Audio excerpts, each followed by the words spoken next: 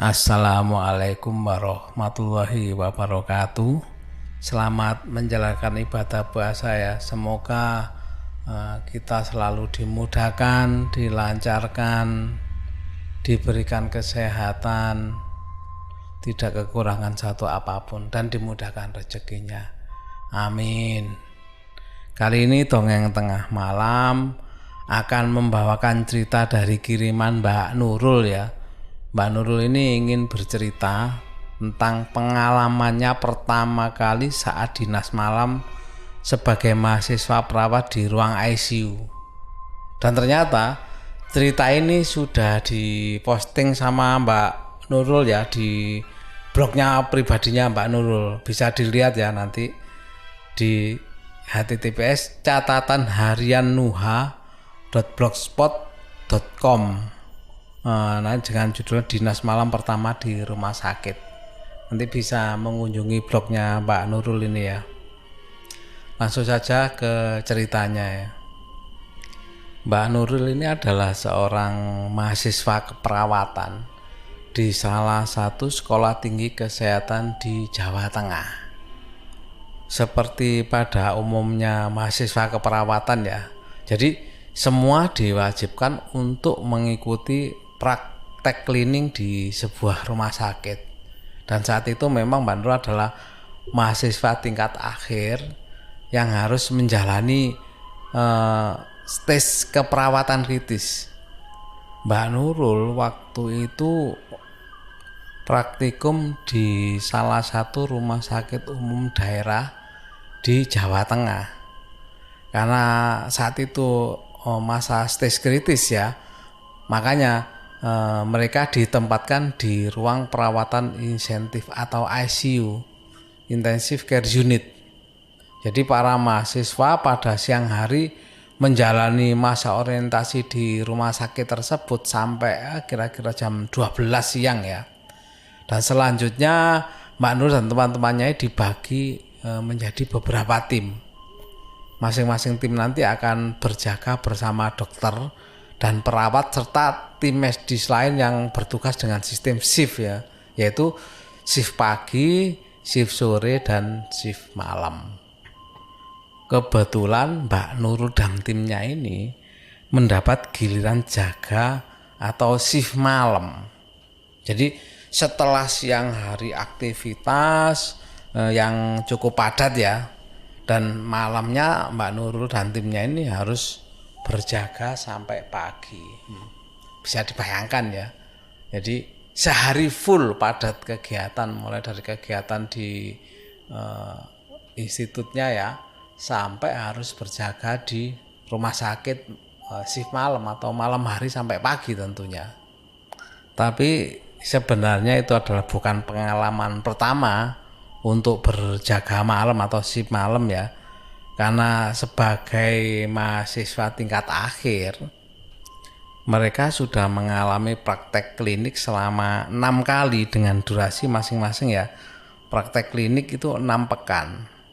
Pastinya itu sudah bisa dibayangkan betapa akan melelahkannya waktu shift malam nanti itu. Sampai akhirnya malam yang ditunggu pun tiba ya. Jadi satu tim itu kan bertiga. Sebut saja yang pertama kan Mbak Nurul tadi, terus Nita sama Hendra. Berjaga bersama 2 calon dokter spesialis, 2 calon dokter, 8 perawat, dan 1 apoteker. Setelah operan dinas, mereka pun memperkenalkan diri kepada tim shift malam itu ya. Dan mereka menyambut, maksudnya tim-tim yang sudah berjaga malam itu menyambut dengan baik, bahkan menawari mereka camilan dan kopi panas.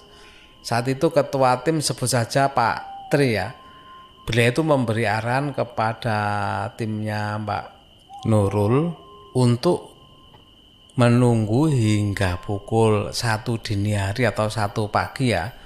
Karena pada saat itu ada pasien di kamar bedah yang memerlukan ICU. Dan saat itu Pak Tri menceritakan pasien dimaksud adalah korban kecelakaan lalu lintas. kepalanya terbentur pembatas jalan dan dilarikan ke rumah sakit ini. Kemudian pasien tersebut harus mendapat tindakan CTOP kranial atau operasi kepala, dan pasca OP pasti membutuhkan rawat intensif di ICU yang dijaga Mbak Nurul dan timnya ini. Mbak Nurul dan Nita ini banyak ngobrol untuk menghilangkan kejenuhan katanya. Karena waktu masih menunjukkan pukul 11.40, masih kurang 1 jam lebih lah ya untuk jam 1 dini hari. Mbak Nurul sangat merasa lelah, tapi tidak berani untuk undur diri, untuk istirahat karena masih sangat baru, kan baru hari pertama ya berdinas di ICU itu ya, dan jaga malam hari lagi. Namun demi menyelamatkan nama baik pribadi dan nama baik kampus, mereka pun menahan diri dari serangan kantuk. Sampai tiba pukul 00.15, mata mereka sudah tidak bisa lagi kooperatif untuk tetap tidak tertidur. Mereka pun sedikit-sedikit tertidur sambil duduk. For the information ya, pasien ICU itu kebanyakan dalam kondisi tidak sadar dan total care. Artinya mereka tim medis lah yang bertugas untuk memenuhi semua kebutuhan saat pasien dirawat di ICU. Saat itu Mbak Nurul ini ngantuk tak tertahankan. Andai ngantuk itu ada levelnya itu ya, itu levelnya kan level 1 sampai 10. Nah, ngantuknya Mbak Nurul ketika itu katanya sudah masuk fase level 10. Akhirnya Mbak Nurul dan Nita itu pergi diam-diam ke ruang ganti perawat perempuan untuk numpang tidur sebentar lah, sambil bersembunyi maksudnya. Jadi mereka meninggalkan Hendra berjaga karena dia itu masih kuat untuk bergadang. Sedangkan Mbak Nurul dan Nita bersembunyi di balik lemari ganti agar perawat senior khususnya ya tidak tahu bahwa mereka tidur saat bertugas. Saking gak kuat ngantuknya ya, pada saat di tempat istirahat persembunyiannya itu ya, Mbak Nurul ini tertidur di situ. Dan pada waktu Mbak Nurul tertidur di situ, Mbak Nurul tiba-tiba mendapatkan mimpi. Padahal biasanya jarang orang maksudnya tidurnya tidak pules, tidur tidak di tempatnya itu mendapatkan mimpi seperti itu kan jarang. Lah posisi Mbak Nurul yang pasti kan dia gak mungkin tidur sambil terlentang ya, pasti tidur sambil duduk atau sandaran gitu ya. Tapi mendapatkan mimpi. Jadi di mimpinya Mbak Nurul ini, Mbak Nurul itu mendengar ada seseorang menangis berteriak. Jadi Mbak Nurul mendengar nama pasien itu disebut-sebut. Tuan A ini adalah korban kecelakaan dan sebagainya ya. Kemudian Mbak Nurul juga mendengar orang tertawa terbahak-bahak. Jadi dalam mimpi itu Mbak Nurul menerima pasien dengan kondisi kritis dari kamar bedah. Keadaan pasien itu memang sangat menyeramkan, penuh darah, wajah yang sudah tidak terbentuk. Pasien itu mengerang dan kemudian tertawa menyeramkan. Kemudian ketika pasien itu dipindahkan dari brankas ke bed pasien ya, pasien itu menjatuhi badannya Mbak Nurul dan menggigit pergelangan tangannya. Seketika itu otomatis Mbak Nurul berteriak kencang karena kaget dan kesakitan ya. Karena mendengar teriakannya Mbak Nurul itu, otomatis Nita itu kaget dan terbangun. Begitu terbangun melihat Mbak Nurul berteriak, otomatis sama Nita Mbak Nurul ini dibangunkan. Dan Nita ini mencoba beberapa kali membangunkan Mbak Nurul, tapi nggak berhasil. Karena takut, akhirnya Nita ini beralih keluar dari ruang ganti menuju ruang jaga perawat ya, dan menyampaikan kalau Mbak Nurul ini ketindihan.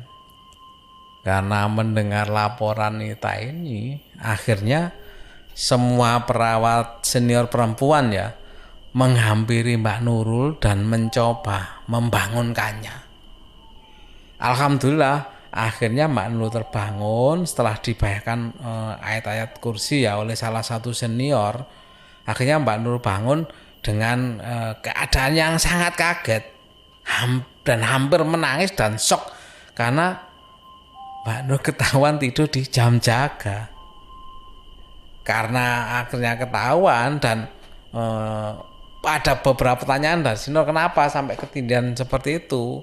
Ya sudah akhirnya Mbak Nur menceritakan mimpinya kepada semua yang ada di ruangan itu bahwa Mbak Nur merasa sudah bermimpi itu perasaannya ya bahwa dia tuh mimpi sudah lama sekali, bahkan hitungannya bukan menit lagi, hitungannya jam.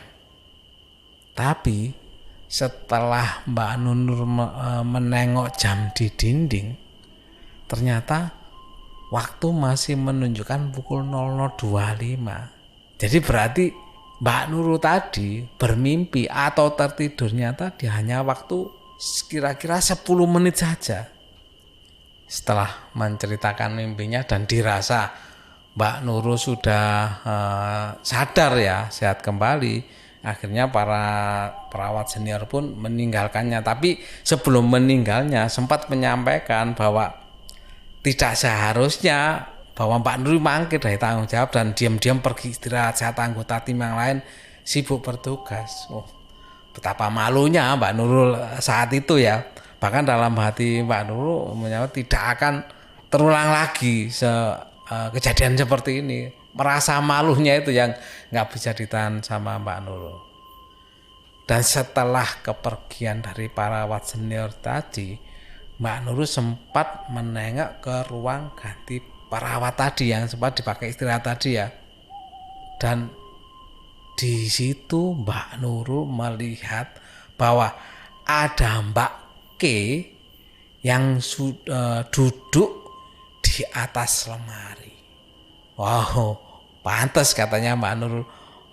Dia sampai mimpi macam-macam, ternyata di situ adalah tempatnya Mbak K tadi dipakai istirahat sama Mbak Nurul sama Nita tadi. Ya, itu tadi cerita pengalaman dari Mbak Nurul ya saat dinas malam pertama kali di rumah sakit di ruang ICU lagi. Pertama kali mengalami hal-hal kejadian mistis. Mudah-mudahan bisa jadi pelajaran, dalam arti pelajaran gini ya. Jadi pada saat bertugas itu memang kita sebaiknya tidak melalaikan tugas bagaimanapun caranya. Dan ini dialami Mbak Nurul dan sempat malu jadinya. Dan ini sudah diceritakan di blog pribadinya Mbak Nurul, sudah sampaikan di depan ya. Bisa dicek blognya, mungkin mau membaca dari cerita pengalaman Mbak Nurul ini di blog pribadinya Mbak Nurul, yaitu di catatanhariannuha.blogspot.com. Bisa dibaca di situ nanti. Mudah-mudahan pendengar dongeng tengah malam bisa terhibur dengan cerita singkat dari Mbak Nurul tadi ya. Dan saya akhiri, wassalamualaikum warahmatullahi wabarakatuh.